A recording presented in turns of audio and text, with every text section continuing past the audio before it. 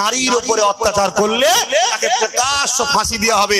2-10টা দিলে পুরো ভারতের রেপিস্টটা ঠান্ডা হয়ে যাবে, ঠিক না বেটি? নারী মায়ের জাত, নারী বোনের জাত, নারী মেয়ের জাত। অতএব সেই নারী আজকে আমার ভারতে সব থেকে বেশি অপমানিত। আজকে সেই নারীর হয়ে কোনো আইন তৈরি হচ্ছে না কেন? আজ থেকে হচ্ছে, আজ থেকে হচ্ছে। দেখা যাবে 2 দিন পরে আবার সবাই এক মাস যেতে না যেতে আবার একটা অঘটন ঘটবে, আবার 10 দিন সব লাফালাফি, অ্যারেস্ট করতে হবে, ফাঁসি দিতে হবে, হ্যান করতে হবে।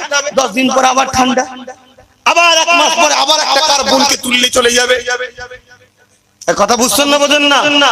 এর জন্য আইন তৈরি করা দরকার। এমন একটা আইন করো, কি গো তোমরা কি চাও না নারীদের বেজ্জতি করতে? এই যুবকরা তোমরা চাও? তোমাদের ঘরে বোন আছে তো, মা আছে তো,